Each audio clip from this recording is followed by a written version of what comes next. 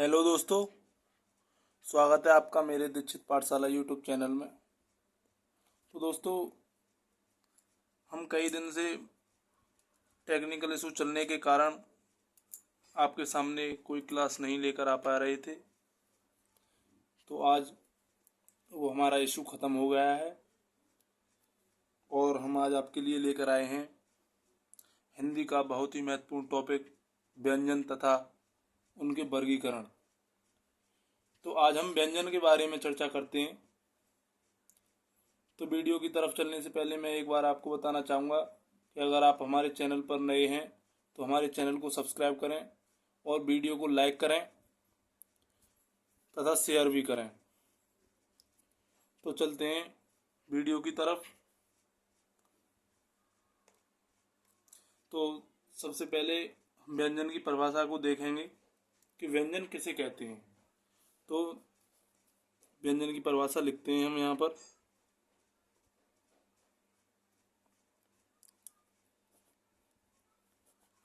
जिन वर्णों का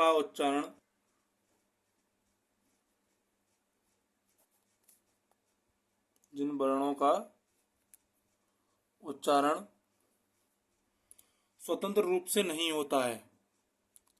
जिन वर्णों का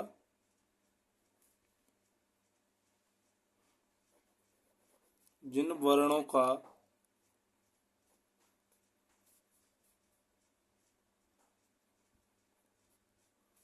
जिन वर्णों का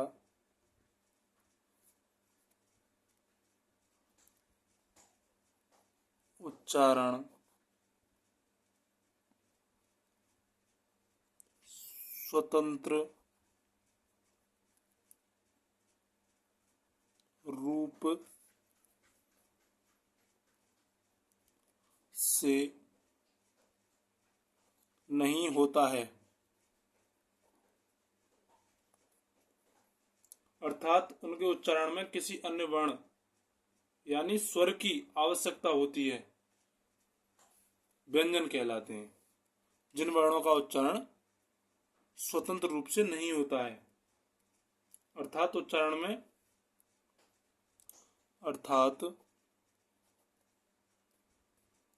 उनके उच्चारण में किसी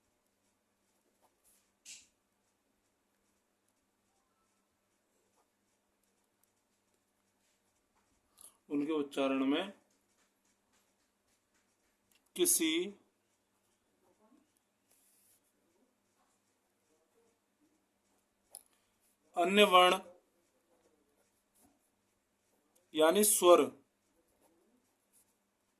यानी स्वर की आवश्यकता होती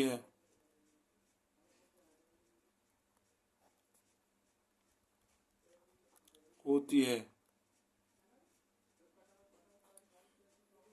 व्यंजन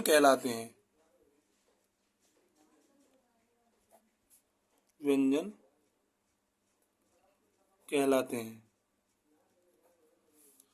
तो हमने क्या लिखा?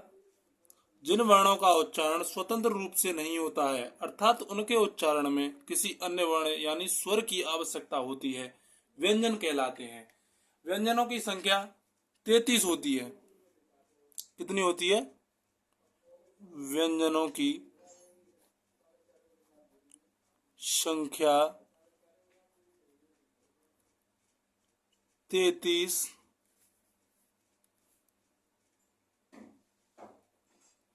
होती है। कितनी होती है व्यंजनों की संख्या? 33 होती है। तो इसमें हमारे 33 कौन कौन से व्यंजन होते हैं, तो इसके बारे में भी हम थोड़ा जान लेते हैं। तो इसमें हमारे 25 वर्गीय या स्पर्शी व्यंजन होते हैं, जिसके बारे में हम अभी आपके लिए बताएंगे जब हम इनका वर्गीकरण करेंगे। तो पहले इनकी संख्या के बारे में जानते हैं। तो 25 वर्गीय या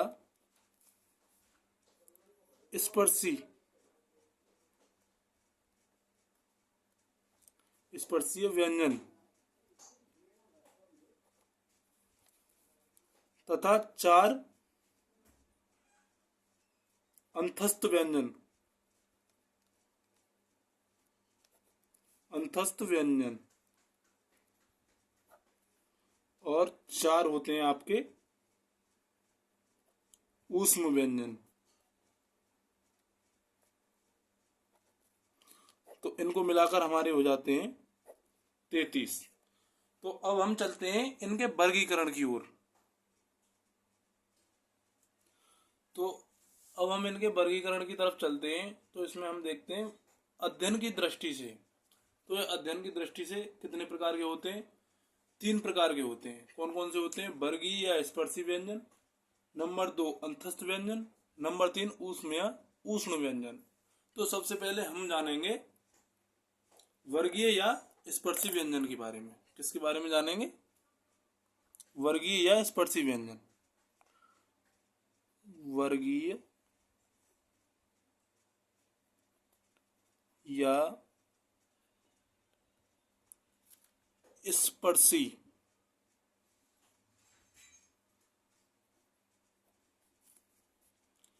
व्यंजन।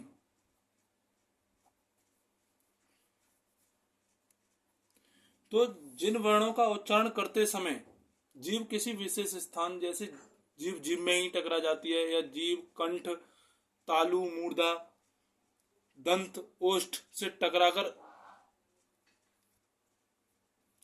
अगर किसी ध्वनि को निकालती है, तो वो हमारे जो व्यंजन होते हैं वो वर्गीय या स्पर्शी व्यंजन कहलाते हैं। स्पर्शी व्यंजनों की संख्या 25 होती है। तो इनके बारे में हमको लिखना पड़ेगा थोड़ा, जब तक हमारी समझ में नहीं आएगा। तो हम इनके बारे में लिखते हैं। जिन वर्णों का उच्चारण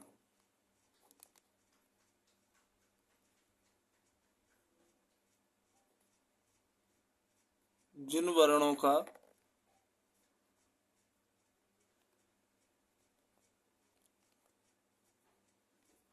जिन वर्णों का उच्चारण करते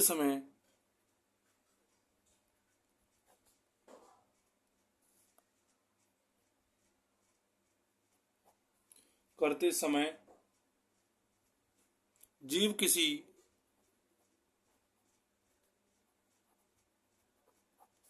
विशेष स्थान,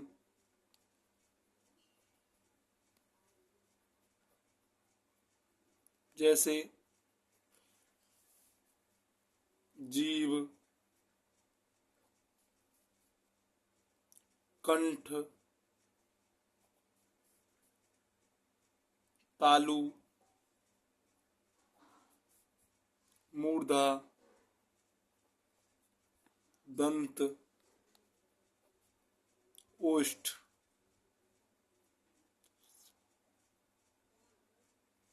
ओष्ठ से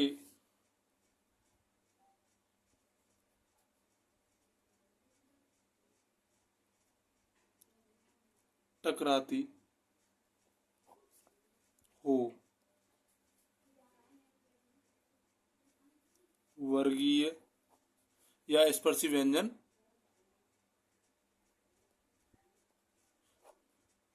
कहलाते हैं।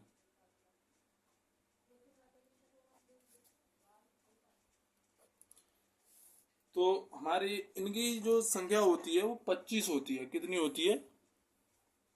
इनकी संख्या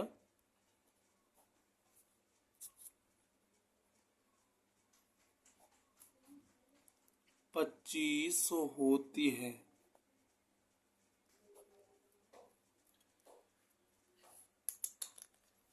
तो अध्ययन की दृष्टि से वर्गीय या स्पर्शीय व्यंजन कौन कौन से होते हैं? जिन वर्णों का उच्चारण करते समय जीभ किसी विशेष स्थान, जैसे जीभ, कंठ, तालु, मूर्धा, दंत, ओष्ठ से टकराती हो, वर्गीय व्यंजन कहलाते हैं। इनकी संख्या 25 होती है।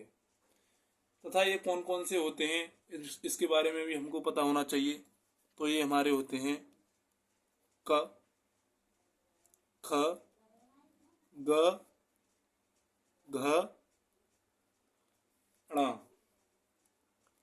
च, छ,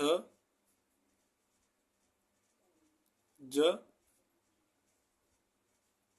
झ,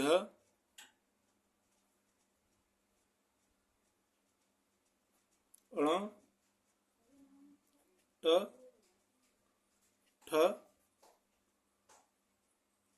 ड ढ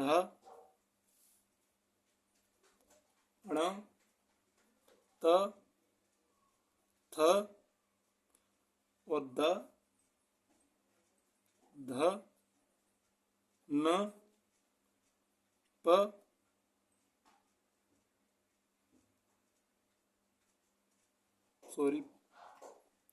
प फ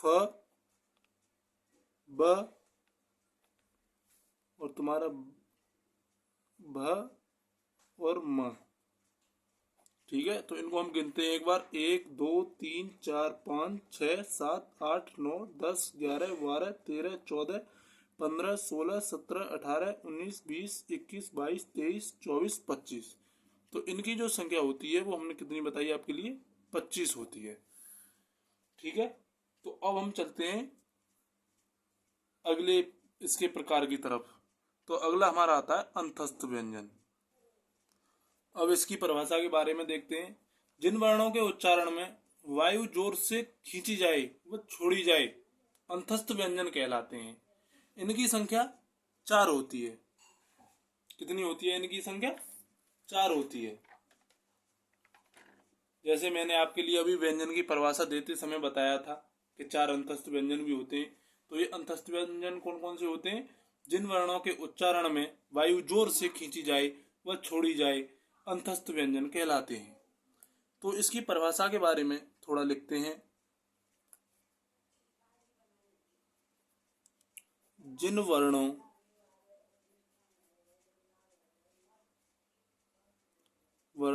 के उच्चारण में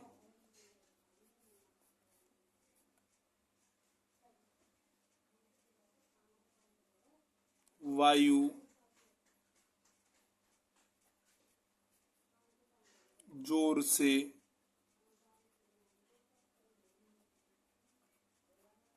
खींची जाए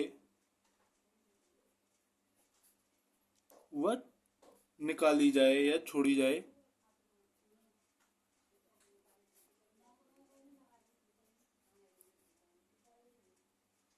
अंतस्थ व्यंजन कहलाते हैं। क्या कहलाते हैं? अंतस्थ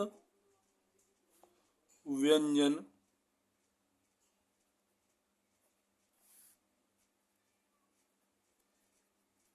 कहलाते हैं। इनकी संख्या